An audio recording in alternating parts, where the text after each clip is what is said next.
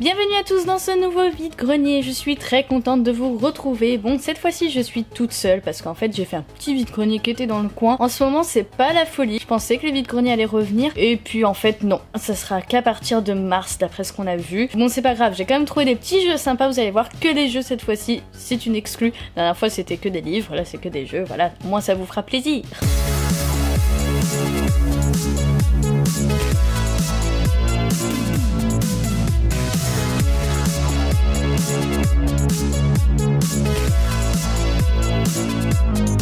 Je commence tout de suite avec un petit jeu hyper sympa de Xbox One. Il s'agit de Crimes and Punishments. En toute logique, faudrait que je dise Crimes and Punishments. Voilà, de Sherlock Holmes. Je n'accentue pas du tout l'accent. Non. C'est un petit jeu forcément d'enquête, hein, d'où le nom. Ça a l'air hyper sympa. Je ne l'ai pas testé, mais il m'a fait de l'œil tout de suite parce que j'aime beaucoup les point and click. J'aime beaucoup les jeux d'enquête à la Agatha Christie, etc. Là, vous l'avez compris, il s'agit d'un jeu avec Sherlock Holmes. C'est très moderne en fait, donc c'est très cool. En plus, le jeu est sympa parce qu'il y a plusieurs phases différentes. Vous avez quand même des phases de QTE quand Sherlock Holmes interroge des témoins ou les coupables, enfin les suspects en tout cas. Et du coup ce qui est intéressant avec ces QTE c'est que ça permet de piéger en fait les suspects. Ça fait forcément penser à Elle est Noire qui est un jeu hyper cool aussi que je n'ai pas encore fait alors qu'il me fait de l'œil depuis...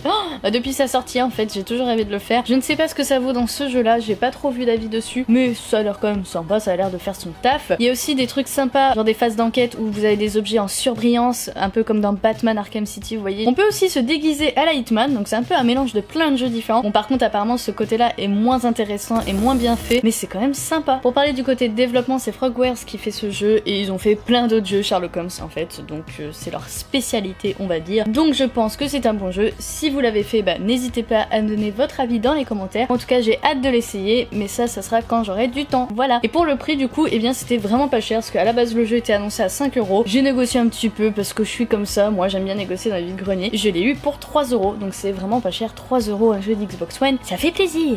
Je passe à de la console un peu moins récente avec un jeu de PS3, il s'agit de Bleach Soul Resurrection, un beat'em all qui a l'air incroyablement bien. J'aime beaucoup les jeux tirés des mangas en général, même si je ne suis pas très manga de base. Bleach forcément tout le monde connaît parce que c'est hyper culte, enfin en tout cas moi je connais le nom, je vous avoue que je n'ai jamais regardé. Pour vous faire le résumé du manga, et je vais vous lire ce que j'ai noté. C'est les aventures d'Ichigo Kurosaki, lycéen capable de voir les âmes des morts et qui devient par sacrifice un Shinigami. Shinigami ça veut dire dieu de la mort littéralement, afin de protéger des âmes humaines des Zolos. Alors pas des cartes Pokémon qui brillent, non ça n'a rien à voir, ce sont en fait des âmes torturées qui dévorent des gens, et du coup je crois qu'ils veulent dévorer sa famille et du coup ils les protègent, machin truc. Je crois que c'est ça le pitch général et je crois que ça dure très longtemps Bleach en plus, donc ça part un peu dans tous les sens je pense. Je vous ai dit c'est un beat'em all, c'est pas le premier jeu adapté de Bleach par contre, il y en a eu d'autres, il y a eu des RPG, il y a eu des jeux de combat et là par contre c'est le premier beat'em all. Et les beat'em all c'est bien, moi j'aime beaucoup les beat'em all depuis que j'ai joué à Devil May Cry, je n'ai Dieu que pour ça parce que j'adore Devil May Cry, c'est trop bien. Ce jeu là il m'a fait de l'œil forcément, en plus graphiquement ça a l'air vraiment beau, en tout cas l'esthétisme du manga lui-même est beau déjà, donc forcément le jeu ne peut être que beau à part s'ils font ça mal, mais non ça a pas l'air. Bref j'ai pas parlé pendant 10 ans sur le jeu, en même temps j'essaie de gagner un peu de temps parce que j'ai pas beaucoup de jeux à vous présenter. Il est complet bien évidemment avec la notice et tout ça, et je l'ai payé pas cher du tout parce que c'est de la PS3, enfin je dis ça mais je l'ai au même prix que le Sherlock Holmes, donc 3 € au lieu de 5 encore une fois. PS3 c'est 3 €. Et je termine avec du plus ancien encore et avec un lot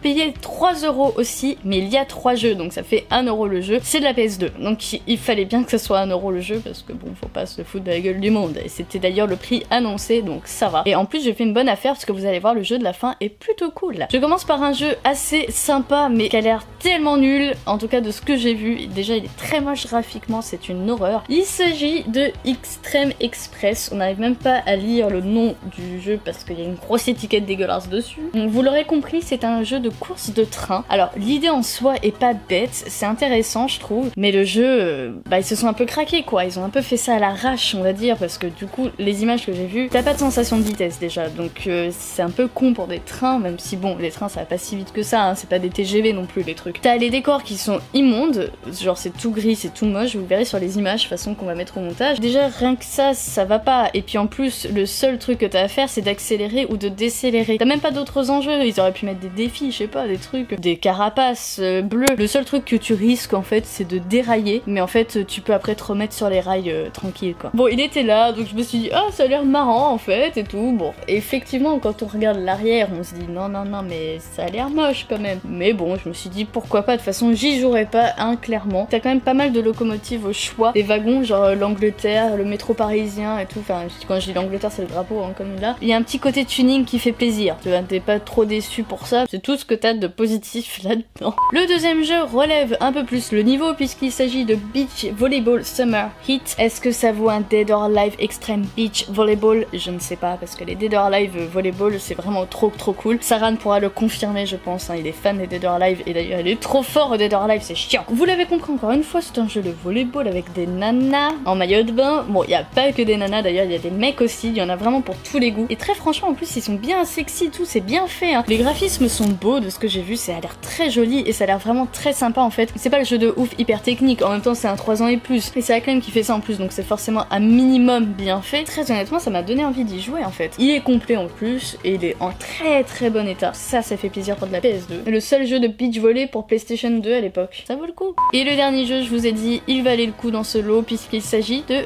Resident Evil 4. Enfin 4 Resident Evil d'ailleurs, c'est écrit. Le fameux Resident Evil. Je ne vais pas présenter la licence ici. En plus, on est en plein là dans la sortie du 2 qui a été remasterisé. Tout le monde en dit du bien, en plus il a l'air vraiment cool. Alors moi je suis pas hyper fan des Resident Evil, je crois que j'en ai fait qu'un. Je sais même plus lequel c'est. Je crois pas que ce soit le 4 en fait. Mais en tout cas il me disait rien. Mais de ce que j'ai vu, le 4 on lui reproche d'être un peu trop arcade en fait, un peu trop facile. Mais en même temps il y en a beaucoup qui l'ont fait et qui en gardent un très bon souvenir. En même temps les Resident Evil en général sont de très bons jeux.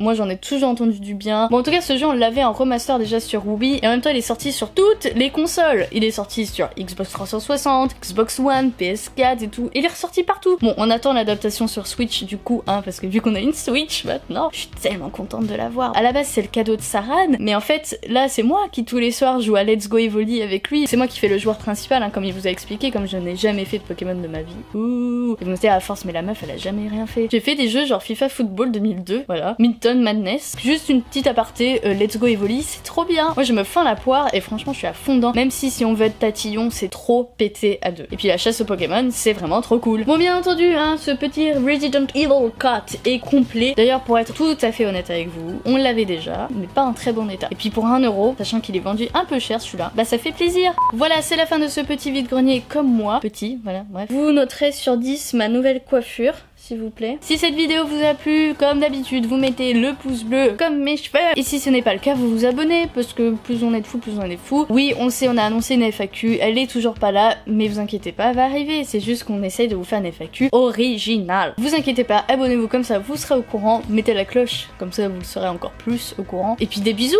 et voilà, c'est tout. Je vous laisse là-dessus. À la semaine prochaine pour une nouvelle vidéo. Ciao!